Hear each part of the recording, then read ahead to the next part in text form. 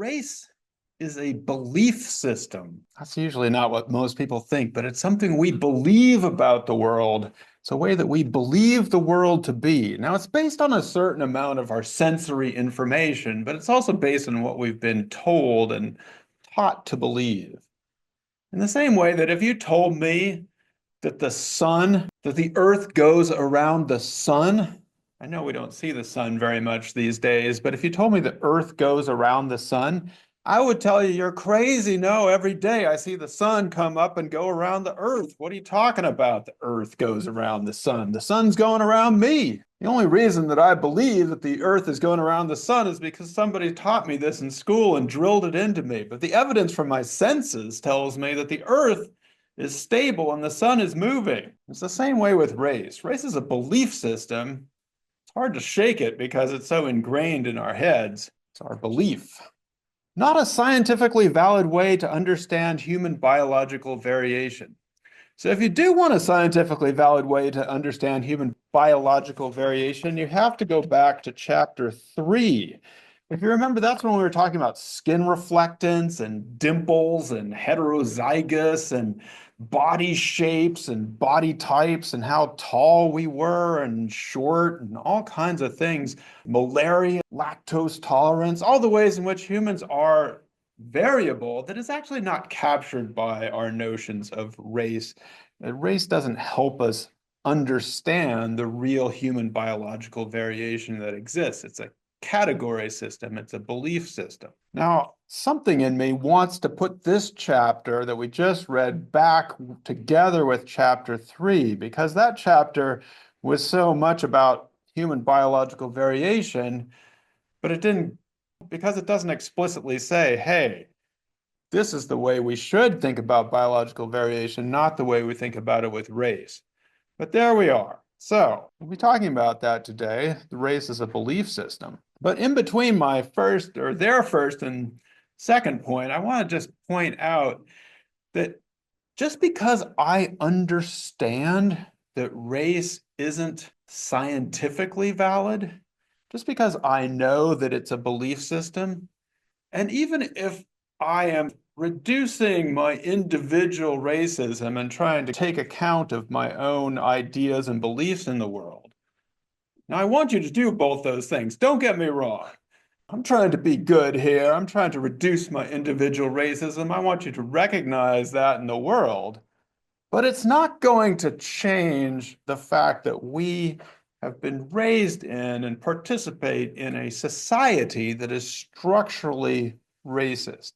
So what they point out, or I'm trying to emphasize here, is there's a difference. It's built upon each other. There's a relationship here, but there's a difference between individual racism, which is mean acts and beliefs that people have about other people. And in some ways, that's what most of us think of when we think about racism. We think we call somebody else a racist, or we don't want to be called a racist, or we think about mean things that people do to each other. But there's this other thing that we call structural racism, which is how our society and institutions are organized.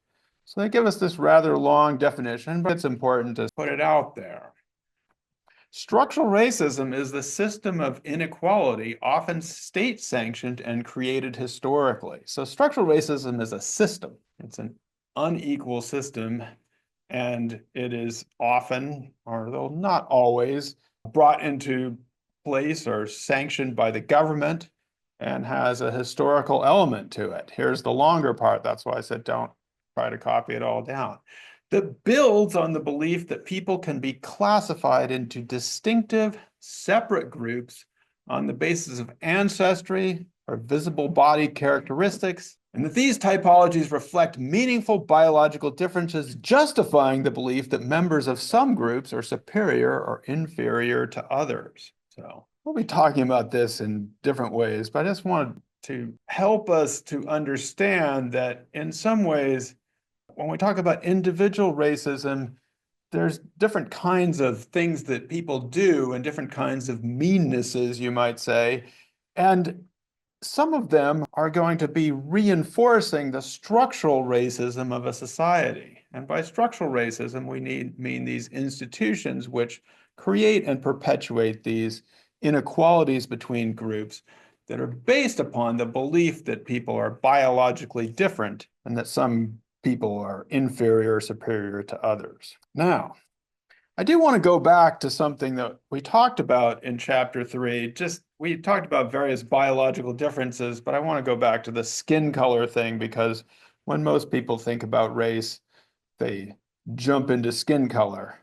And so this is the skin color distribution of populations that were indigenous to these areas before the transoceanic voyages began around, say, 1500 or so. And we talked about how the vitamin D absorption as well as sun protection creates this clinal variation or a gradual variation in skin color between different groups.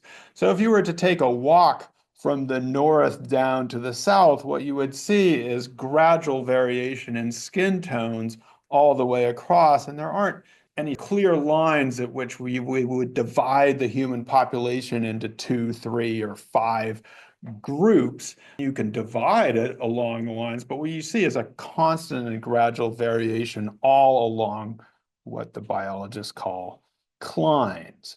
So that was our vision from chapter 3. What happens is when people start to get on boats and sail around and start to do different things with people and drag people from different places and put them on reservations and put them on plantations, especially in the Americas, both North and South, is that this colonial system took these clinal variations and started blocking it off into what people started to refer to as races. Again, this isn't to say that people didn't walk around and interact with each other and comment on different skin and hair and all those things. It's just that it wasn't necessarily seen as these blocks of people. And so the idea of race emerges in the last 500 years or so with this colonial encounter. After the colonial encounter, when people were looking around the world at these so-called, what people started to call races, it was the early science that took these types and solidified them.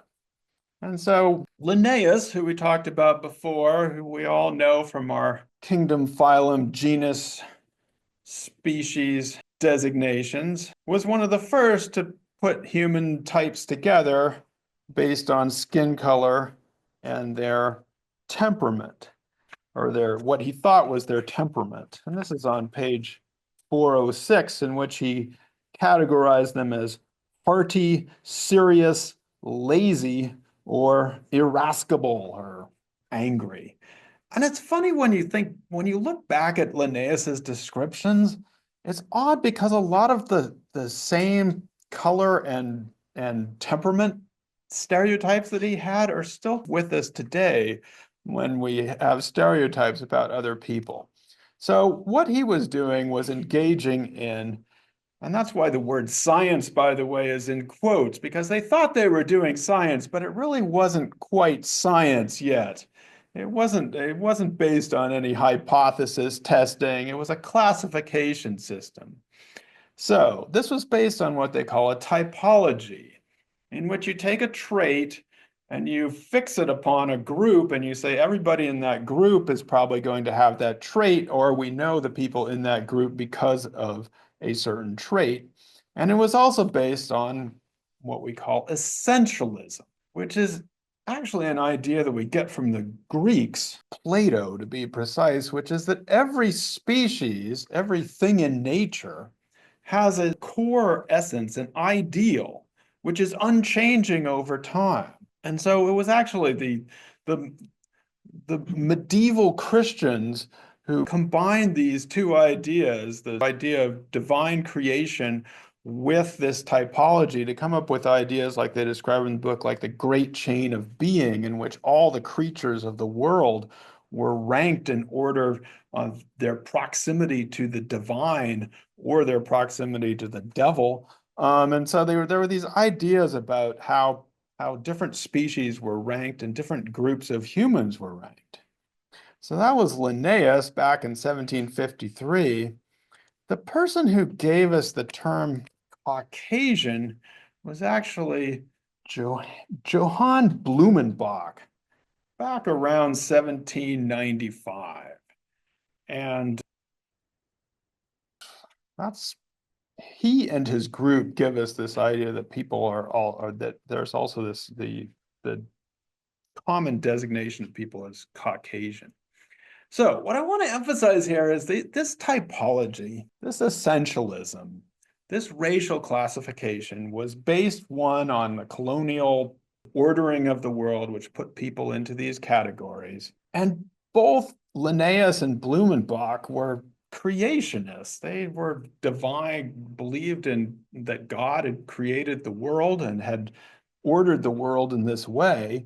And they were both prior to Darwin. So this is way before, this is the 18th century, all during the 1700s, way before Darwin or Darwinian ideas had come out, these ideas that people were divided up into racial types. And interestingly, like we see evolution as people becoming more better and better. I've tried to get out of your heads. It's not the way evolution works, but we still see it.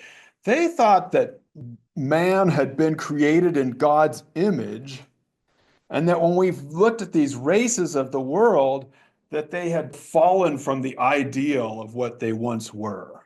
And so they were more perfect back then. And because the world was getting worse and worse, like people were getting worse and worse, and the races were getting worse and worse. So again, these are pre-Darwinian ideas. And they give you this example of Blumenbach and his skulls. This was in his dissertation. And there is physical variation in skull shape and size and all those things around the world. But Blumenbach decided that this, what he called this Georgian woman, the woman from Georgia, was the most beautiful. Now, what did he mean by a woman from Georgia? He meant Georgia, the country of Georgia, the Caucasus. And so the word Caucasian comes to us from the idea that the Garden of Eden and Noah's Ark are located in this area of the world. This is where God created the world, and that's where, or God created humans, and that's where the most beautiful humans are, and everything else is derived from there. So, if you are tempted to use the word Caucasian to describe yourself or other people, just be aware that what that is really referring to is this area of the world and what Blumenbach thought were the most beautiful people. Now, the people who live in Georgia today, in the Caucasus, might look like this. Is actually a very interesting multi-ethnic area of the world. And I love the people of Georgia, as I love everyone. But I'm just saying, you may not really think that you are Caucasian in this sense. Anyway, when it comes to what Darwin was up to and what he introduced, so you have these pre-existing ideas of race, of typologies, of the way the world and what the way the world was divided. And of course, Darwin was challenging those. So what Darwin introduces are several ideas. One is that evolution depended on variation. As we talked about in terms of natural selection, you don't get natural selection if there's no variation in the population. So you need diversity or variation for evolution to occur. That's sort of the ground of what evolution is based upon. And the second claim is that everything and everyone is always changing or evolving. For Darwin, evolving just meant descent with modification, that species are changing. And so in Darwinian terms, species don't have a fixed essence. There's no essence to cows. Cows don't have there's not a perfect cow somewhere. Cows are constantly evolving, just like all creatures are. Now, if you think about what Darwin was saying, what should that have done to our notions of race. Yes. It should have destroyed them, actually. The whole idea that people can be based in typologies and there's essences of these and they're unchanging and you're going to be the same from generation to generation, it should have actually stifled, probably as a good. I'll go with stifled. Maybe it was too extreme to say destroyed, but it should have stifled them. It should have been a counterbalance to these ideas, because if everything is changing or evolving, and if even a species doesn't have a fixed essence, the idea that a subgroup would have an essence that would be passed along between generations would be insane. Now, again, this isn't to say that you can't see variation in human beings. What's going on there? These are shovel-shaped incisors, and you either have them or you don't. Doesn't matter what you eat. This is actually something that is genetically transmitted. But the key to this, you're right, there's differences here. And remember, there are differences. But the key is when we look at the percentage in various populations, you will see that some populations have large numbers of shovel-shaped incisors. So if we categorize this by groups, if I go around out there and I look into your teeth and categorize you all by shovel-shaped incisors, I'm going to get some groups together, but it's not going to be the same as a race. So we could be pretty sure that if you have shovel, or most of the people in some of the Asian populations have shovel-shaped incisors, but not all of them. And we can be pretty sure that, I don't know, what are we looking at here? I see people in Eastern Europe, there aren't so many shovel-shaped incisors, but there are some. And this is true of almost all human traits. They come as a percentage of the population: lactose tolerance, malaria, build, height, skin color, all these things.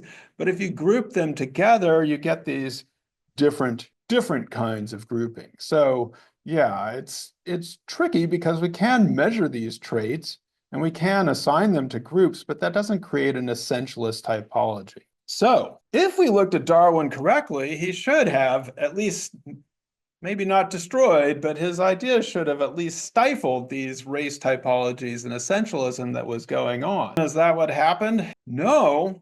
What happened? What ends up happening is something that was basically the opposite of what should have happened. Or if we took Darwin's ideas intellectually, in a social way, they were taking up to give us the idea of eugenics, which Autumn has bravely and beautifully explained. So I told you that Darwin did not come up with the phrase survival of the fittest himself. He actually preferred descent with modification. Survival of the fittest was something that Herbert Spencer, the sociologist, came up with, and Darwin then borrowed it for his later work.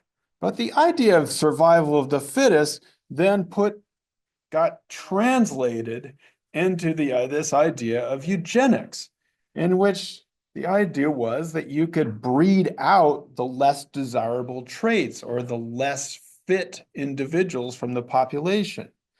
Now, this actually doesn't make any sense evolutionarily because it's reducing the variation in the population, and you don't want to reduce the variation of population so that evolution can work. But there it was. That's what people thought they were doing. And these ideas, Ollie, what did they also justify? They're trying to breed out the less fit and get rid of. Yeah, so these ideas justified all these anti-immigration laws, justified by racist science suggesting that race mixing led to declines in intelligence and more crime, which oddly enough are exactly the kinds of rhetoric that you're hearing today, just in maybe not even an updated language. So we have the return of the idea of social Darwinism and eugenics. Now, this is sometimes called scientific racism. That's where you'll usually hear it. But it actually is more correctly a kind of pseudoscience, or the word scientific should be in quotes because it's not really based on hypothesis testing and validation. It's a belief about people that then you impose upon the world. It was first developed in the United States, and in the United Kingdom, they were the biggest proponents of social Darwinism and eugenics. And led to a lot of ideas about forced sterilization, as Ollie just told us, about anti-immigration laws, about the preservation of the so-called white race, etc. But they got taken up by Nazi Germany. Hitler was a big admirer of the race science of the United States, and he thought the United States was doing the right thing, and that's what they needed to do in Germany, and obviously took it even further than, well, but then it had been taken in the United States. Now, some of the early anthropologists, what were called physical anthropologists, what we now refer to as biological anthropology because we're trying to get away from some of these ideas, but some of the early physical anthropologists were in on this too. They were trying to categorize people and measure their skulls and sort them into racial types. I don't even like to show pictures of the kinds of things that were being promoted at the time, but these were the propaganda apparatus. This is from the Brits. You check the seeds of hereditary disease and unfitness by eugenics, and by either limiting immigration or sterilizing people or putting them in institutions, you'd be able to make sure, keeping them from having children with each other, make sure that you'd have healthy seeds. Now, there were some anthropologists who did challenge this scientific racism. So we had, on the one hand, some people participated in this, but there were others, and your book lists a lot of them. I just want to note one of them because he is seen as the founder of academic anthropology in the United States. So Franz Boas, who was himself an immigrant from Germany, he was a Jewish immigrant from Germany, and in some ways was moving away from the anti-Semitism that he was encountering in Germany before World War II, actually before World War I. But he ended up doing a study of some of the immigrants who are coming into Ellis Island. And interestingly, the people he was studying were Eastern European Jews, Sicilians or Italians. And what he found out is that even if these people didn't intermarry into other groups, even if they kept marrying and having children with each other, that by the next generation, their children, their head form and their body shape changed. And so if even within the same so-called racial or ethnic group, and he was measuring people who were not intermixing with other groups, they seem to be able to change or have this developmental plasticity over even one or two generations. And so it was a challenge to this idea that the essences of the races were fixed. So in terms of anthropology and so-called scientific racism, we can pretty securely say that in terms of our biology and our biological variation, that race is what we call a social construction. It's a belief system that we impose upon the variation of the world. But you may be wondering here, wait a second. If race is just a belief system, if it's a social construction, why can we measure these physical characteristics and, as forensic anthropologists, predict or say what a person's race is? So there's actually a famous article that was written by a biological anthropologist or a forensic anthropologist named Norman Sauer, and it was an interesting question. If races don't exist, why are forensic anthropologists so good at identifying them? Why are they always holding up a bone or a skull and saying this is such and such of a race? Now, they talk about this at the very end of the chapter, but I just want to spell this out for you because sometimes it's a little bit misunderstood what these forensic anthropologists are up to. When forensic anthropologists analyze a sample of bones or skull or whatever it is they have, remains, they are able to give an estimate of what that person's ancestry probably was. But what that means in terms of their prediction about the race of the person depends on what social environment those bones were found in. So there's a very interesting article that followed up on the question that was asked, and they took some bones that had been found in a creek in Iowa, the state of Iowa. And what they did is they said, okay, we're going to take these bones and we're going to do our forensic anthropological analysis on these and see what they would correspond to.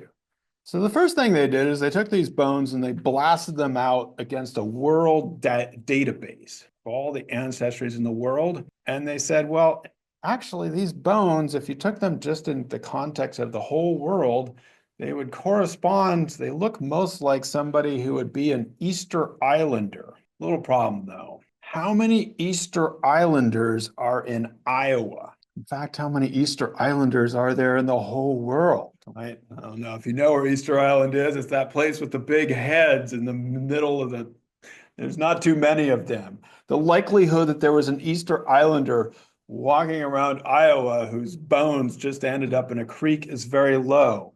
So they said, well, actually, in the context of Iowa, these bones would probably be identified as, we would guess that these bones would belong to a white person. And so if you take the percentages of the people in Iowa, anybody ever been through Iowa? Not too many Easter Islanders, quite a lot of white people. You're probably going to find bones that were white. But then they did something interesting. They said, well, what if we had found this very same bones in Gary, Indiana? Anybody ever been through Gary, Indiana? Another place that's quite different from Iowa, not too far away, but a very African-American population. And they said, if we had found these same bones in Gary, Indiana, we would say that this person was Black because that's the context of probabilities. And then they did Hawaii, which made sense because that was what the original database said. And they said, well, if we had found these bones in Hawaii, then we would have said probably a native Pacific Islander.